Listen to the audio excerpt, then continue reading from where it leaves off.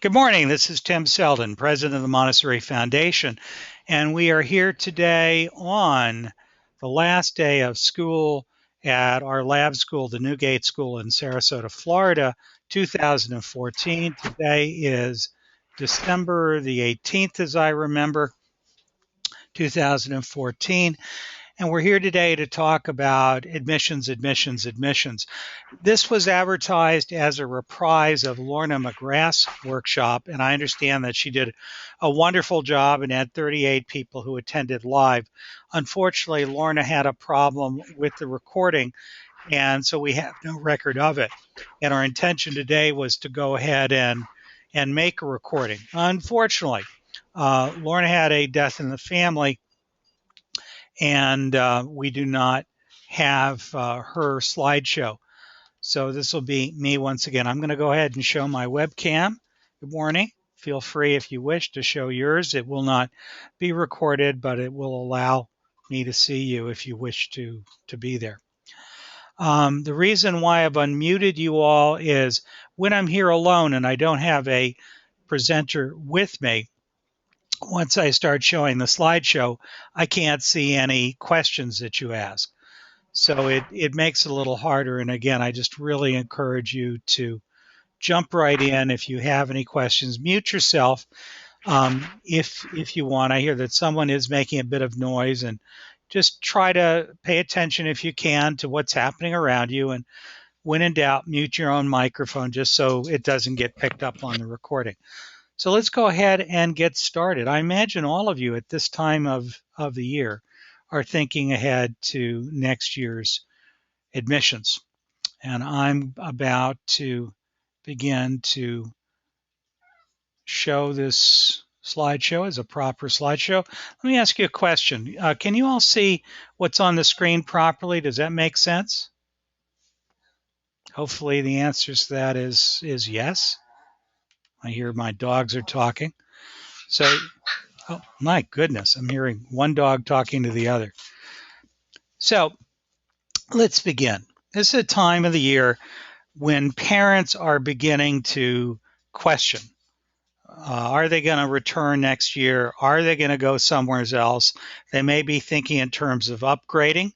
You know, I could go to a school that's much more prestigious, has much more facilities, has a much stronger reputation. And keep in mind that people who go to independent schools in general are there for a limited number of reasons. The first, and this is not what's on your screen right now, so forgive me. The first is people go to independent schools because they have children who are too young to be able to go to a free public school. Increasingly, universal preschool is providing some financial assistance to families who go to programs that participate in these partially state-funded programs.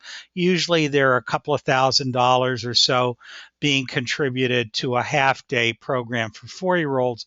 But I think we should anticipate that as the years go by, it's likely that more and more people will begin to have the opportunity to have access to publicly funded or subsidized programs for first 4-year-olds and then eventually, I expect, 3-year-olds and 2-year-olds.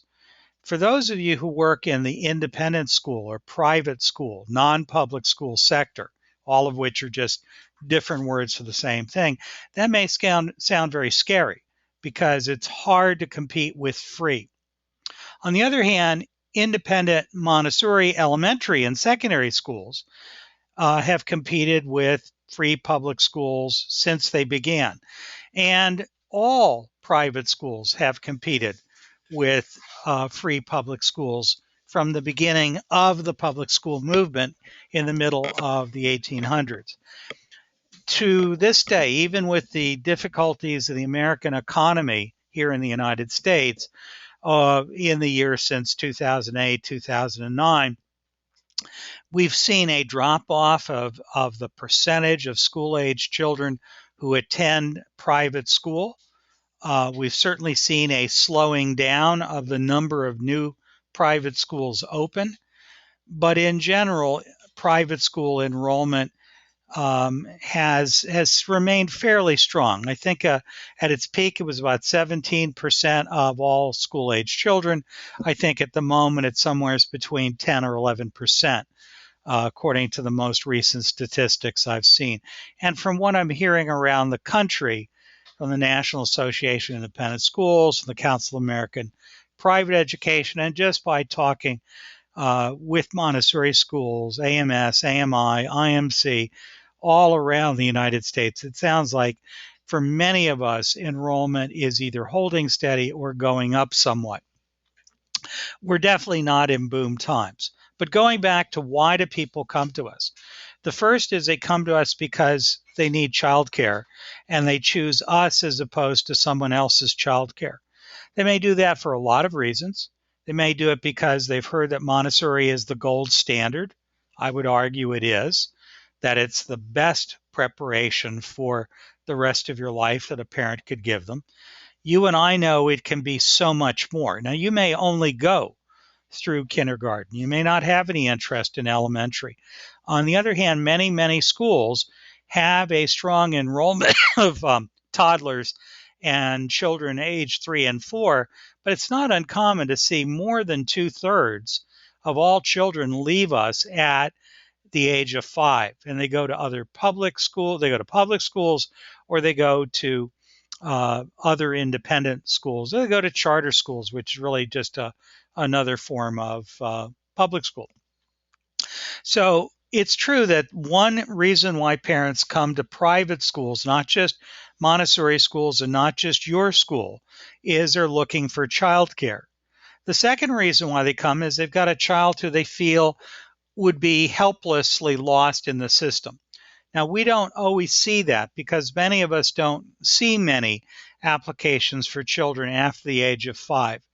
Those of us who do go up through the grades, and in the case of our lab school, we go through 12th grade, we get a steady level of interest in admission to our school after the age of 5. And we try to limit the number that we take in. There's no hard and fast rule, but obviously you would not want to have a turnover in any classroom every year.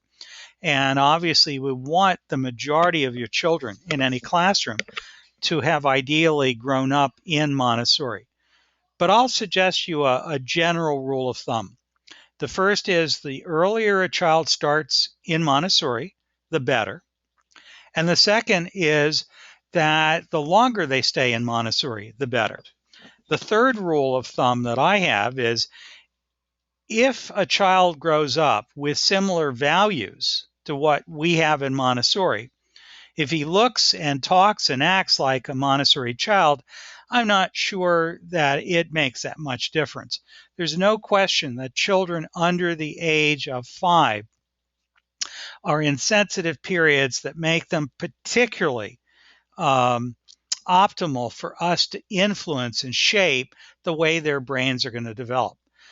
It would be silly of us to suggest that the only way that can happen is in a Montessori program.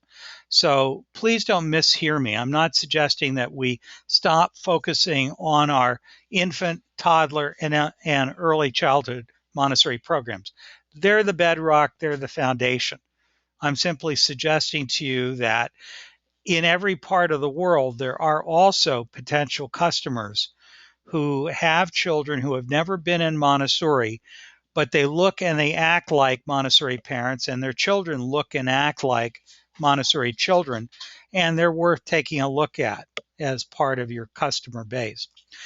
The third reason why people come to us is, and it's really just a part of the second, which was they think their kids would be lost. Their children are bored.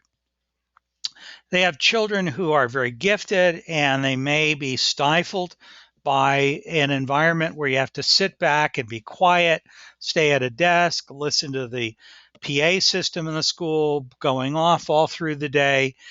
Many children find that boring, and they find it very stressful to have hours and hours of homework and the endless focus on passing the state exams at the end of the year. So there's a certain number of parents that come to us because they simply are tired of it, or they feel the curriculum that's out there is insipid. and they're looking for something better. Now, some of those people, what they mean by better is, 8 hours of homework, not just 5 hours of homework, and much higher levels of stress, and not just the level of stress they could get for free from the public schools. But again, there are people who are dissatisfied with the public schools for the reason that their children are bored, or they just think it's inane what's going on out there. And there's a lot of people that think that way. They don't all feel they can afford private school. Not all of them feel that it makes sense to spend that much money on a child when you've got a mortgage to pay and food that's got to go on the table and a car payment to make. So it's also important to understand that when a family leaves us, there's a good chance they're leaving us because they're saying, I love this school. I'm not unhappy with it particularly, but it's really not worth the, I don't know, 5,000, 8,000, 10,000, 15,000, 20,000, whatever it is. It's a really easy way for a lot of parents to say, if I make the choice to leave this school and go somewhere else, is it going to be that horrible? And think of what I could do with that money. That means it's really, really important to gather around you who families who, one, can afford it, two, appreciate it, three, even if they have to struggle to make it happen or need financial aid, they value it. Many parents do not value what we do for them. And I think that group is and always will be a real problem for us. So this is the time of year when we're beginning the spiral that you usually see in most schools, not just Montessori. Here's the way it works. In September or August, when a school year in North America typically begins, parents are typically excited. They're in good spirits. Their kids are looking forward to going to school. Parents may be a little bit anxious. Will my child have a good year? But they all show up in school with new clothing, typically new shoes, new book bags, whatever they have in your school, and they expect a really good year. As we begin to approach the holidays, people often begin a series of roller coaster ups and downs. The high is the holidays are a time of the year, whether they're Christian, whether they're Jewish, whether they're Muslim, whether they're Sikh. The end of the year is a time of reflection, a time when people around the world have a tendency to gather together in family reunions or dinners if they can, where they're thinking about presents. Many people are going into debt. They're spending a lot of money. Some of them, of course, can afford it easily and feel affluent. Others are beginning to feel pretty stretched thin. If you are running an independent Montessori school, this is a time of the year where whether your parents are paying you by the month or whether they're paying you by the semester or quarterly, there's a good chance that at this time of the year, writing that check is beginning to hurt. It's also the time of the year when parents know that after the holidays, they're going to have to get serious. If they have not already gone out and started visiting other schools to check out their options, they're going to do it in the month of January and February. That's also the time of the year when in a lot of schools, we send out the re-enrollment letter and the re-enrollment contract. Now, again, every school has its own system of how they do this. Some schools allow people to basically leave with 30 days notice. However you do it, parents are thinking about a year, even if they want to jump ship mid-year and you allow it, which, by the way, we do not recommend. But even if they have that option, at the middle of the year, people are going to begin to think, because it's just the way we're conditioned. The January 1st or the first day of school after the winter holiday is a really good time to leave one school and go to another. And even if you're not going to do it in the middle of the year, which a lot of parents won't do because their kids have friends and they don't want to upset them, they're at least going to ask themselves the question, should I choose another school for my child next year? and they're going to have to choose Montessori, non-Montessori, public, charter. What is it they have in mind? And there are going to be lots of people struggling with that decision. So in most independent schools, January and February are a time of almost depression. You ideally do not want to be doing fundraising during January and February. You don't want to have any bad news happen during that time, because people are usually already questioning whether or not they want to stay in that relationship with you. You can cause it to go back up if you do some sort of event. Now, for example, many schools this week or next week are going to do some sort of performance or holiday celebration, and parents love it when they see their kids get up on stage or come out and perform whatever they do. Do keep in mind, by the way, that if you are not a Christian school and at this time of the year you have your kids singing Christmas carols, you could potentially offend anyone in your school who's not Christian.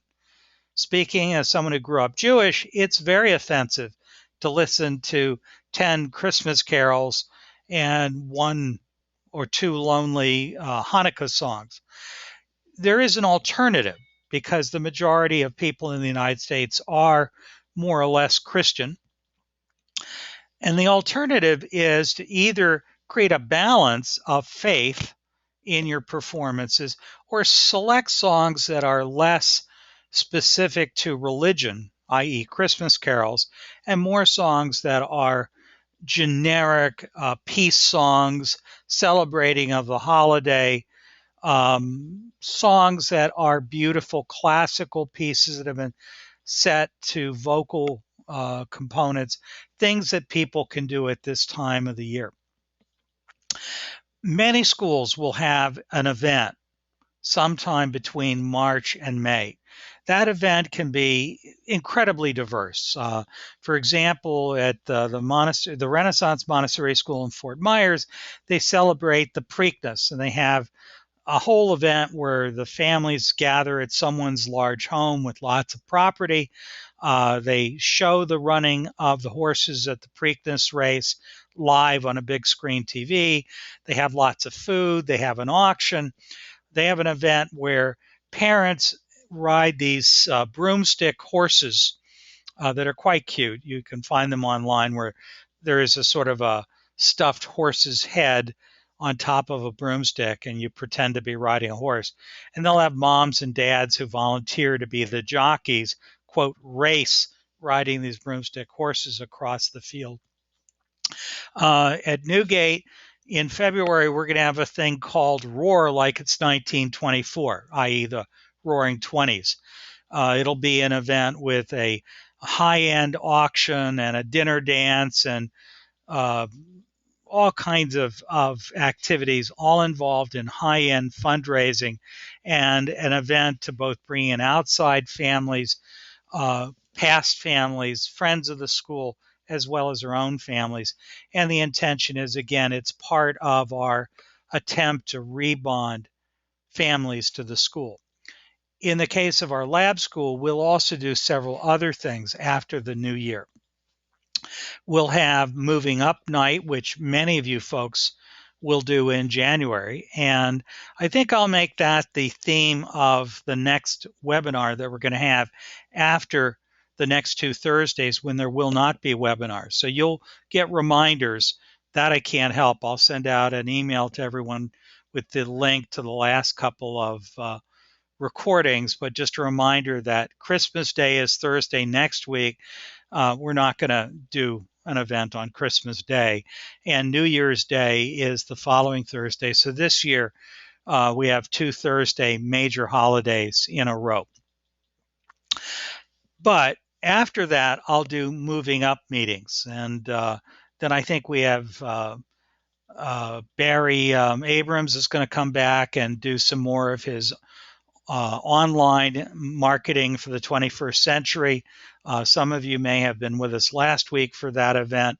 I think Barry did a stand-up job. Very, very nice presentation. He's got lots more to share. And I'll also do something on the Montessori journey in January. if you haven't done the journey already yourselves. But anyway, people do events in the second half of the year to try to bond people. That's a good time for a play. Our elementary school, for example, every year puts on an opera. Many schools will have some kind of talent show in the second half of the year. Anything you can do that causes parents and grandparents to fall in love with your school all over again. That's what we're trying to do in the second half of the year. So as I said, there's a cycle. At the beginning of the year, people are in a high. As they approach the holidays, people begin to get bummed out. They do so because the holidays are stressful for so many people. The expectations are so high. People are feeling overwhelmed, stretched thin. Will the parent-in-laws make us crazy this year when they come to visit? How are we ever going to pay for all these bills? We're going to be exhausted with all the parties. The kids have got the Christmas gimmies, whatever is going on. As we hit January and people are over the holidays, they are usually looking at a lot of credit card debt. They've eaten too much, and they're beginning to question whether or not they're staying with you for the coming year. And so they're in a kind of a bummed out mood. Even if they are going to stay, they're at least questioning. And so it's important in the second half of the year to try to get the spirit of the school back up. So that's the first part of what I wanted to share with you from today.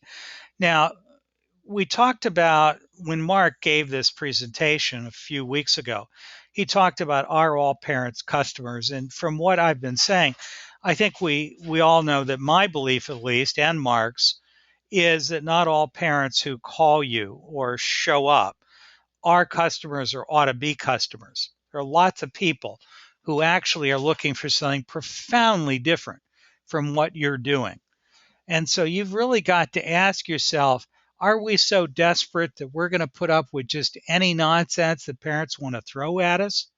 Because there are an awful lot of parents who are very demanding, very much want to know why are you not open longer? Why don't you give me reports more often? At my last school, they sent me a daily note home telling me whether my child went to the bathroom and ate all his lunch and what letters they taught him. Now, you got to figure out, is there a match between the expectations that these people who are at your school have and what you're really good at doing? You need to really think about what makes someone who calls you or walks in the door a good lead from a bad lead. And ideally, you want to think about, why are people coming to you? And this is something you're going to figure out not just from that first meeting, but on the fly.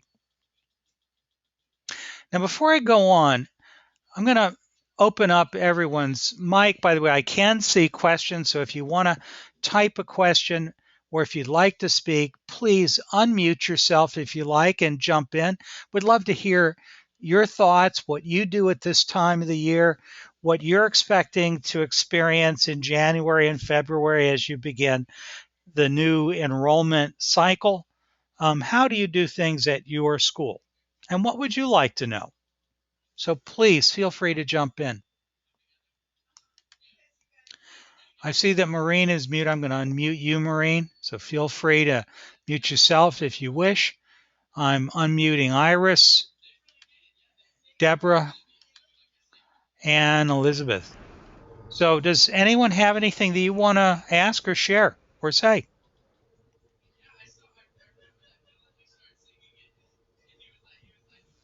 Not hearing anyone jumping. That's okay. So I'll just keep going on then. So how do you reach your customers? Well, most people historically used to take out ads in the yellow pages. They would put up little notices in the libraries and the supermarkets. They might take ads out in family magazines. One of the things that's important to know is that there is no wrong answer. Anything you do in marketing is good. You can do TV advertising. You can do radio advertising. Many a school has sponsored National Public Radio ads during the peak drive times of, morning edition in the United States for NPR and All Things Considered in the afternoon on NPR. Sometimes people arrange to write a weekly column in their city newspaper or a periodic contribution, usually on parenting strategies. People will send home direct mail pieces, usually some kind of card or mini brochure. They do all sorts of things to try to make the phone ring. Today, as we heard from Barry Abrams last week, more and more people are just going to Google and they're typing in the word Montessori or Montessori and then the name of their city, and they're finding schools that way. So obviously your website is incredibly important. It's not that it reaches out to people and makes them know you exist. That's what an ad is for. But when people search, your website is what's going to trigger them to know you exist. So putting energy into a good website really pays off in the long run. And a lot of schools have a problem with their websites. Usually what there is a mom or a dad who's pretty good at this. They're either a designer or a web programmer, and they contribute the creation of a website. And if you're really lucky, they keep doing it for a long time. Usually what happens is they stay for a year or two, then they're gone, and the website no longer can be updated because no one knows how to do it. You don't want to get yourself into that position. So we strongly recommend that you think about who are you, what are you trying to say to parents, where are parents looking for schools? I can tell you the answer is they're going to their smartphone or they're going to their computer and they're doing a web search. Google Ads, literally paying for ads, increasingly makes sense for Montessori schools. I'm not suggesting you do that and do nothing else, but most Montessori schools do very little. And as a result, they get relatively little traffic unless they're in a town where there are so much demand for Montessori schools and private schools in general. And they're so well known that they don't have to market, but that's not the norm.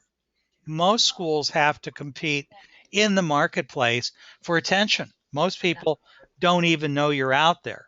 Now, word of mouth has always been a great way to get people's attention because when somebody you know recommends a school to you, that's incredibly believable.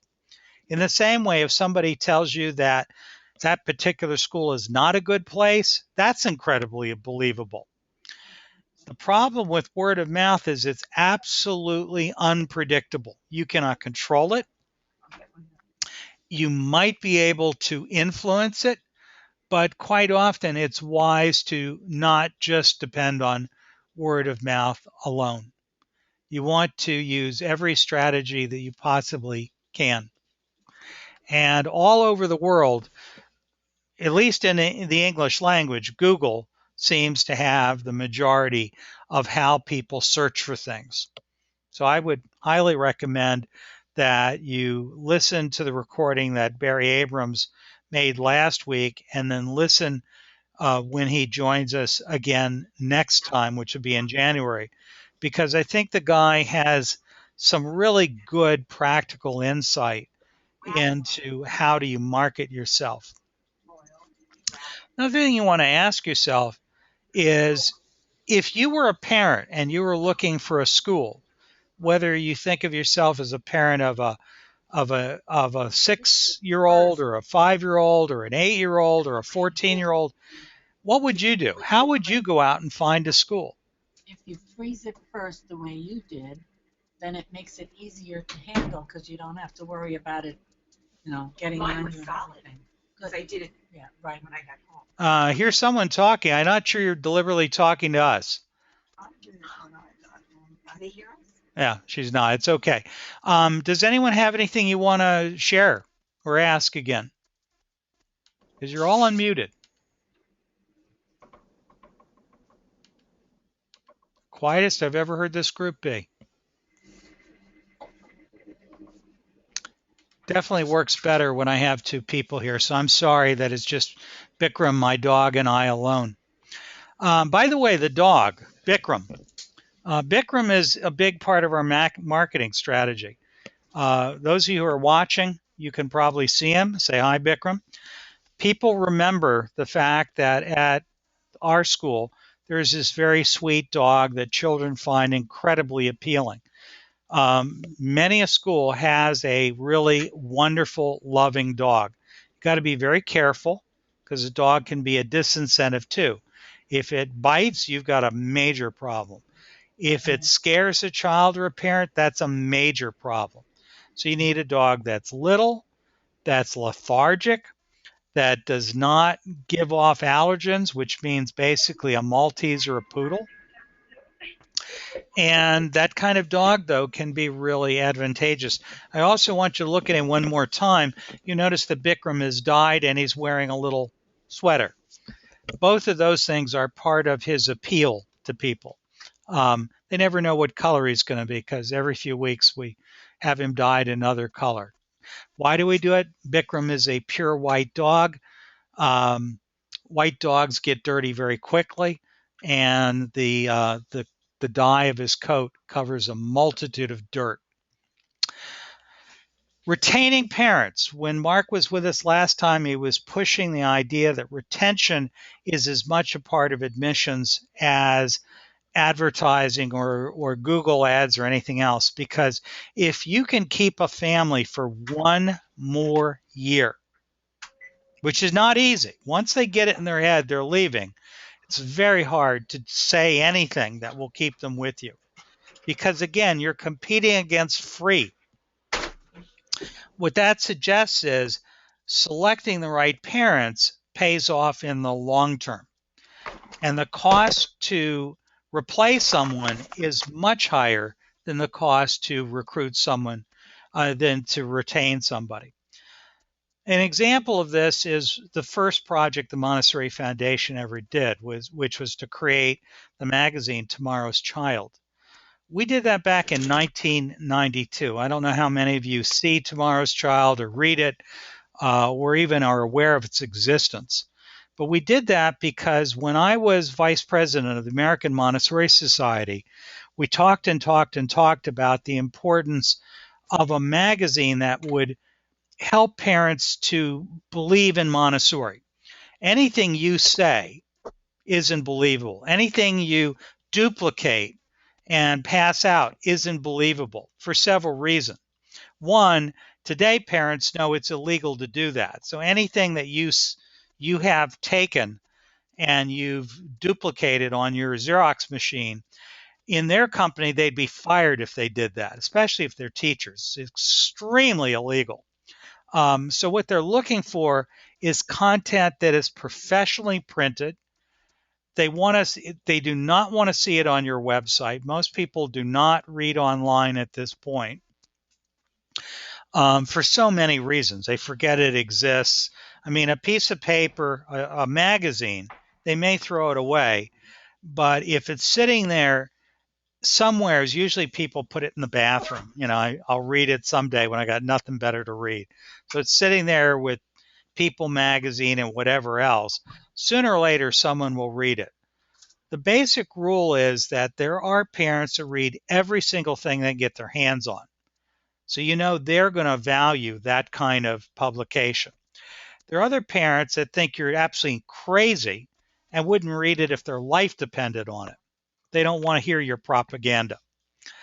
And then there's the average parent who is completely oblivious and has no idea why they're in your school at all. That's the parent that you really want to try to get to them through as many means as you possibly can, from printed material like Tomorrow's Child to videos that you might be able to show them, to events like the Montessori Journey, or some people call it the Silent Journey. All of those kinds of things really help to get through to parents what's the value in being in Montessori, because from their point of view, they're not really sure. If you're not sending home textbooks, and if you're not sending home workbooks, and if you're not sending home worksheets, which a lot of teachers like to send home. Where are you? I'm going to go ahead and mute everyone because I'm hearing we're having back conversations. So again, I'm watching the question sheet. If any of you want to say anything or ask anything, just type the message on the panel on the right. So if you've got to use as many different tools and strategies to reach people as you possibly can. So many heads of schools tell me that they just can't make the time to do it. And that's really important, because if you miss the opportunity to do everything you possibly can, the penalty you pay is somewhere between $5,000 and $20,000 for every single child you lose. Hang on a second. Karen has asked, is the content in your admissions brochure the same or different from the content on your website? Is there overlap? How much? Good question, Karen. The basic answer is a website is essentially a brochure.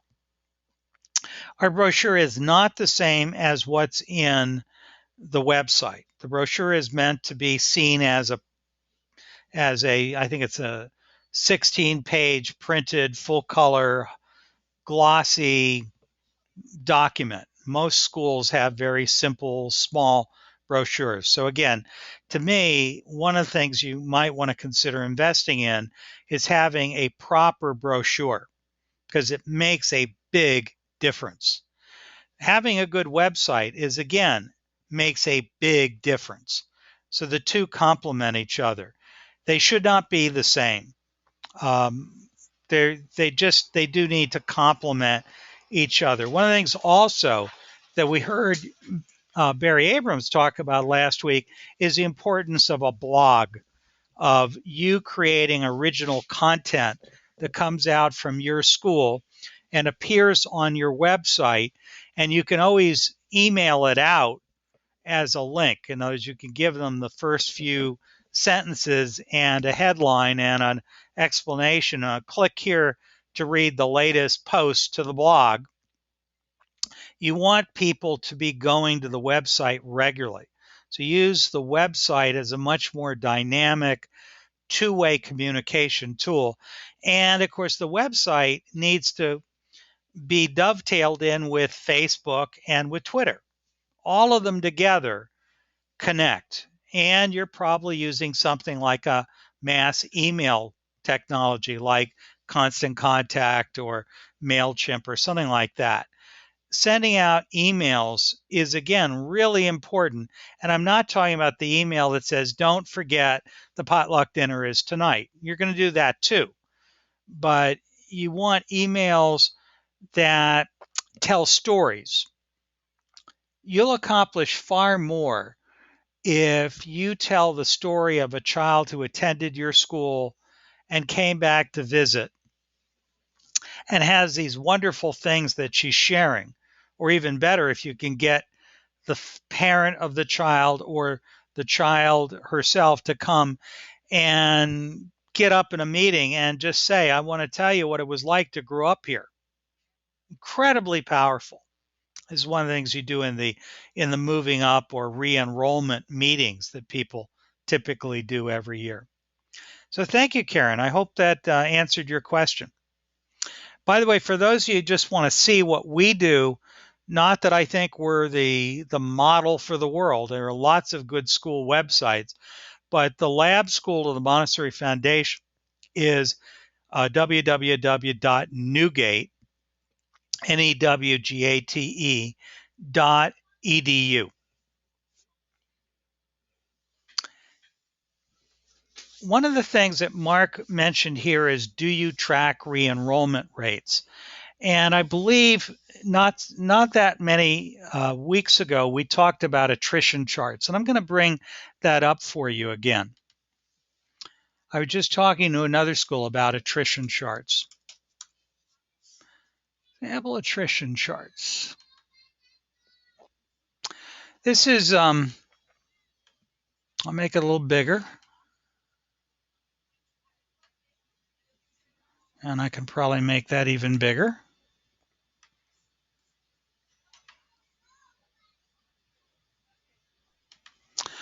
Hopefully you all can see that. Attrition charts look like this. And let me know, folks, if this is big enough that you can see it.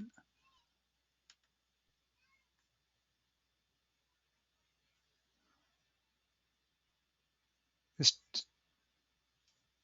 not hearing from anybody. So if you can, just jump in by typing in the questions panel so that I can see what you're saying. Thank you, Karen. I see that you've typed in.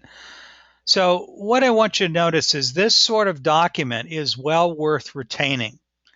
You may not go up as high as this particular fictional school does, but it's important that you understand what this is.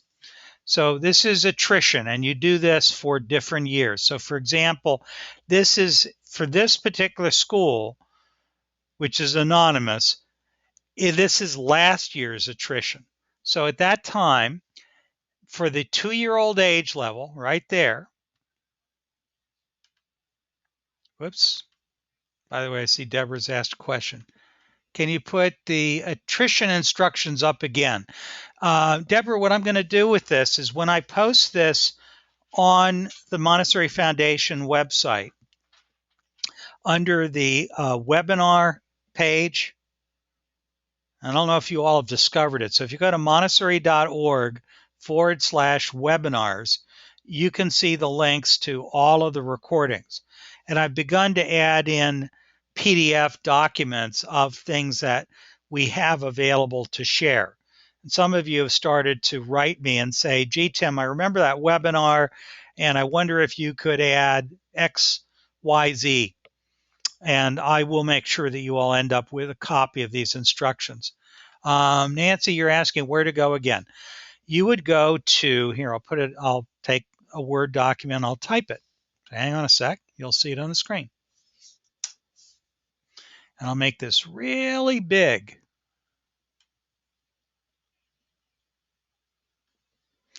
Go to www.montessori, that's how we spell Montessori.org, and then you go to webinar.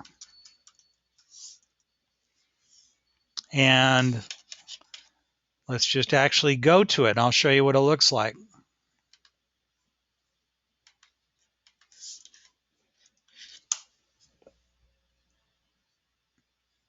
Oh, guess what? I gave you the wrong thing. Webinar. Oh, it's webinars plural. Webinars. Let me go back and redo that.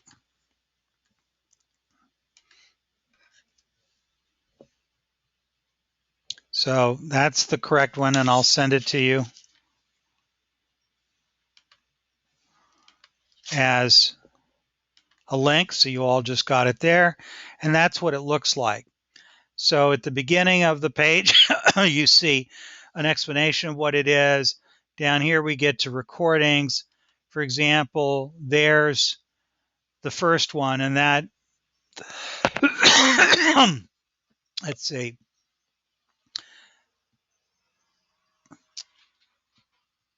It looks like I've got to put them in for the month of December. We've got November 13th as the last one.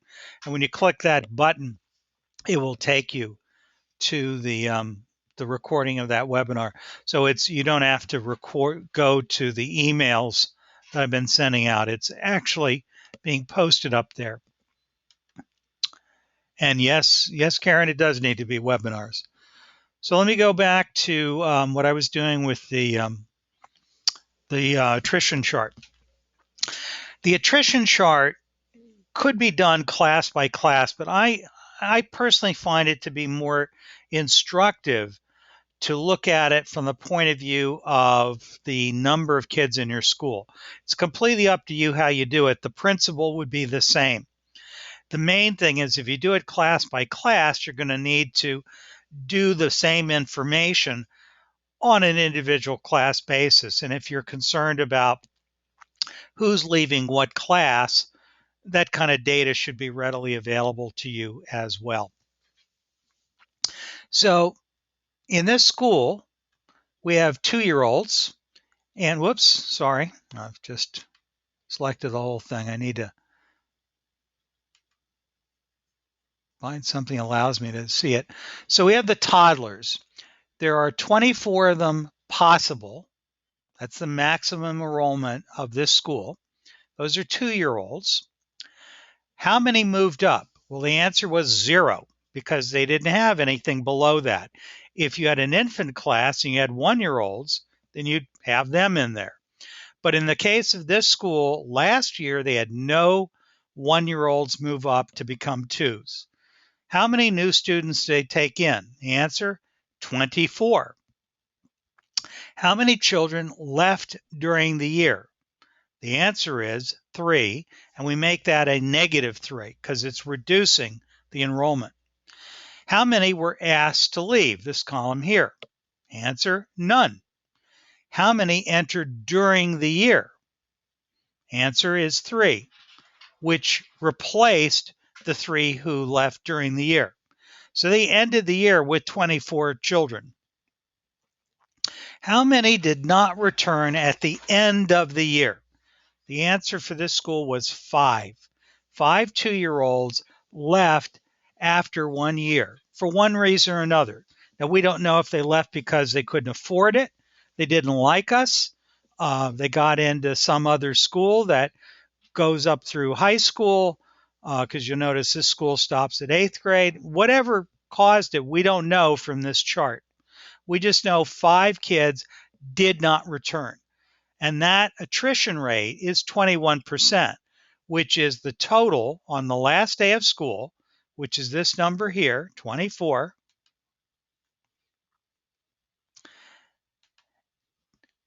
And we're dividing that by the number of kids who did not return. That gives us our percentage rate. Then last year, we had the primary classes. We had 3 rooms with a total enrollment on the last day of school of 79 children. Okay? So there were 19 3-year-olds who moved up. So that means last year, at the end of the year, there were 19 2-year-olds who returned. Those are now the rising 3-year-olds. They admitted, before the school year began, 10 3-year-olds. During the year, they lost 2 3-year-olds. They asked 1 to leave. And the reason for that is if you're asking a kid to leave, that's important and different from a child who leaves because his parents go north, they get another job, they financial collapse, a divorce, I don't know, whatever can happen. If it's the parents deciding to leave, for whatever reason, that's different from we asked them to leave because the kid was unacceptable for whatever reason or not. You should not see much of that, but it can happen, and I think it's worth tracking separately. How many children entered during the year at age 3? 6. So now we have at the last day of school, we have 19 plus 10, 29, minus 2, 27, minus another 26, plus 6 kids who entered. So we ended up at 32 children who were 3 years of age. 4 kids did not return. That's a 13% attrition rate. And you can see how you can play this out. The 4-year-olds, again, the beginning of the year, there were 23 kids who moved up. Those were last year's 3-year-olds who moved up and became this year's returning 4-year-olds. There were 3 new 4-year-olds admitted in the school. There was 1 who left during the year. The end of the year, there was only 2 that did not continue. That was an 8% attrition rate. And you can do this any way you want. Some people will say, I want to know what my aggregate attrition is for the toddler class. Or again, you could do this for each individual classroom and say, for the Cedar room, we had this many 3-year-olds on the first day. And so you can do it any way you want. This is just an Excel spreadsheet. The bottom line is this is really, really good data. Now, this is what it looked like in the second year. And here's just a little note. This is narrative about what you were looking at. This is from our course, Building a World-Class Montessori School. And I know some of you have been or are currently students in that particular class. This is the current school year. And again, as the year develops, we track this data. And this is meant to give us a sense of what should we expect to have happen at the end of the year. And by the way, we can project this ahead for next year, because notice we have a projected attrition. We're thinking we're going to have this number of kids leave us. Now, the reality could be higher or lower, but it yields a new document, which is what do we think is going to happen next year? And of course, you would put a school year on it. This allows you to begin to imagine what is the first day of your school going to look like. So if you think about it, again, it's got projected attrition and you can ignore that. You just focus on how many kids you think are going to move up in your school. Answer, in this school, they think they're going to have about 180 kids returning. How many kids they think will be joining them before the first day of school? The answer is 42. So they're thinking they're going to start the school year with 222 kids, which is, I don't remember in this school the exact capacity of what they could have held, but you can see that as a percentage of capacity. I hope that was useful to you all.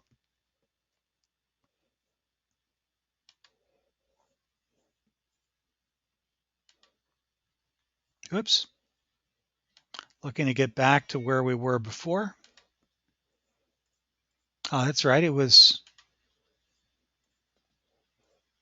So you can see the stress that I'm putting on careful records of kids that leave you during the year and projection of what's going to happen from one year to the next. This kind of pattern is important because this is how you can tell, is our marketing program working? Is our effort to retain parents working? Again, I'm going to go back to Tomorrow's Child. We've been doing that now for 22 years. We send it out to about 5,000 Montessori schools, and give or take around 400 of you actually pay to give it to your family. So give or take about 8% of the US Montessori school community bothers to give it to their parents. Now, my argument, of course, would be every single Montessori school ought to be doing it. They should all be contributing articles and pictures because it should be something that is common to all of us, whether we're AMS, AMI, IMC, or whatever organization. Tomorrow's Child is meant to be the national common ground voice from the Montessori community to Montessori parents. And we've done that on a completely nonprofit basis for years. So what I hear from school after school is, I put them out on the counter and very few people take them, and I end up with so many copies just sitting around. Huge mistake. That's not what they're meant for. They're meant to be sent home. You're trying to overcome parent resistance. If you think about it, the parent that looks forward to getting their copy of something like Tomorrow's Child and reads everything that you ever do and shows up for every parent workshop that you ever run, that's great, but that's not the majority of parents. The majority of parents are also not out there really ticked off with you. The majority of parents are just oblivious. And it's those oblivious parents who aren't happy or unhappy. They just don't really haven't given it much thought. What you're trying to do is form relationship. And that relationship cannot just be that you sit out there in the morning and you greet them when they bring their child to school. Every school does that. And it can't just be that you hold pizza parties once or twice a year. That isn't going to cut it. Every school does that. In fact, if anything, people are going to expect you to give much more information and be much more proactive in communicating to parents about what's happening with their children than most schools, most Montessori schools, even begin to imagine. So if you just put something like Tomorrow's Child, which is a prepared publication sitting there on a counter instead of sending it home to them in the child's work folder, which normally schools send out every week, and even going a step further, attaching a note to it that says, here's your new issue of Tomorrow's Child. I want you to pay attention to the article on page 23 about. Those of you who are interested, we're going to have a morning coffee, or at this month's parent meeting, we're going to talk about that article. Bring your copy with you. The point is, you're still going to get plenty of parents who are going to ignore you. You can't make parents care. You're trying to wear down resistance. What's the advantage of Tomorrow's Child? Simple. It's prepared for you. You don't have to put in any time or effort other than order it and write a check. It costs a lot of money. It costs $15.50 for you to get it. It would normally cost $30 for you to get a subscription in the United States. But if you get it in bulk, it costs $15.50. To a lot of schools, that sounds like a lot of money. If you have 100 kids and you give it to 100 individual families, by the way, if you have 100 kids, I'll bet you don't have 100 families. But let's say you give it to every parent, every family in the school, and to every staff member. So that costs you $1,550. If you keep one kid for 1 year, or if one teacher, having read that thing, gets one way of explaining Montessori that she or he finds helpful, was that worth it to you? I can only tell you I've done this for a long time. It's 45 years I've been running Montessori schools. I can tell you that it's invaluable. If you could do your own magazine, do your own magazine. But that's way beyond just about any Montessori school that I'm aware of. They might produce 1 or 2 issues a year if they're really big and wealthy. But usually what people do is they produce a newsletter. That's not a magazine. And those newsletters are often an embarrassment. Many, many Montessori schools have newsletters that they would be better off not doing at all. Newsletters are a whole different conversation we ought to look at in the beginning of the next year.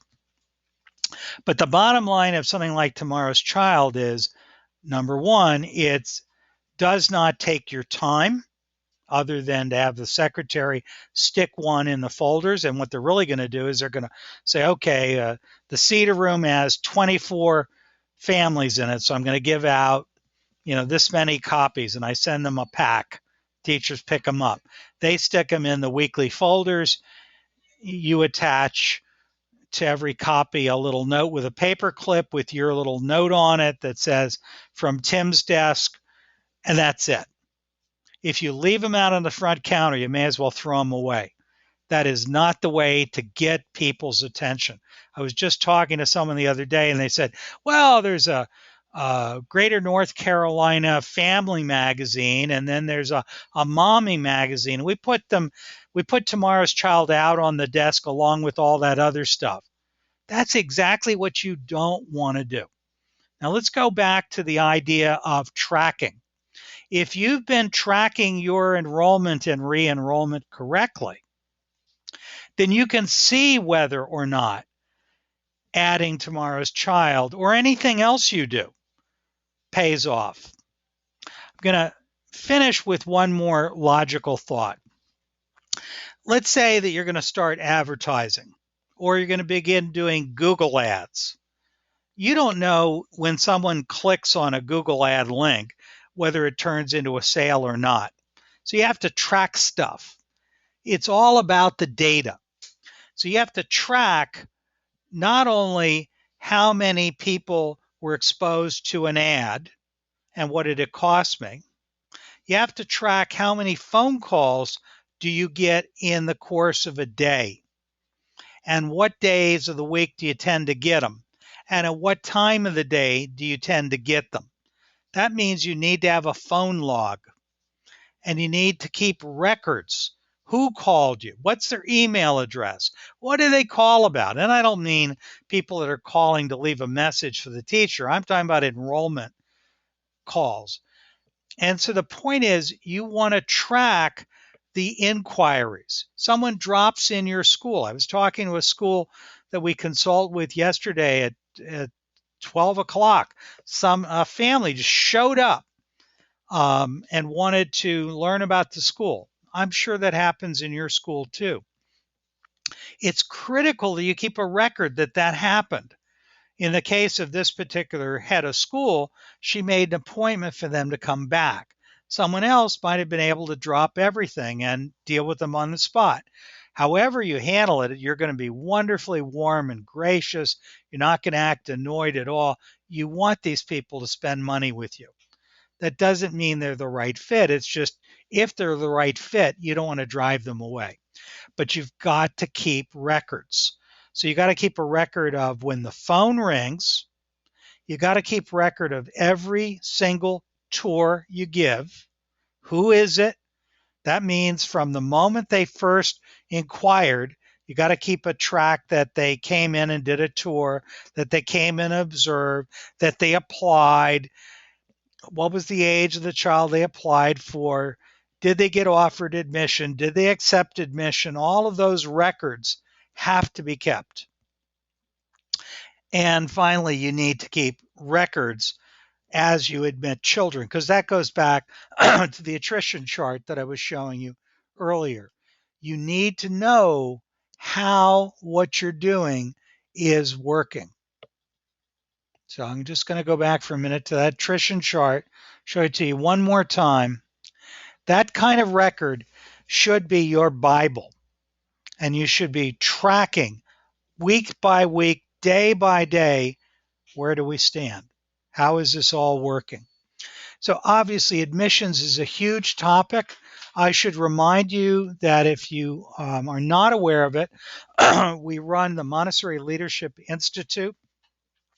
These are both live and online courses, and the next term of courses begins on the 17th of January.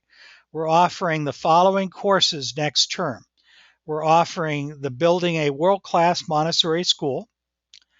We're offering the overview of Montessori curriculum from age programs and curriculum from age toddlers, infant toddlers through 12th grade. That's great for the head of school who is not Montessori trained and wants a better understanding of what Montessori is all about. We're offering the enrollment course, which is a shorter version than our main one, which is called Finding the Perfect Match. But we're offering, I think it's called Increasing Enrollment and Building Community, only a 6-week course. And then for schools that want it, we do individualized courses on for the boards of Montessori schools. So I think that's it. Thank you so much for your time and attention. We've run over a few minutes. I really appreciate it. Is there anyone that has anything that you want to ask or say before we close for today?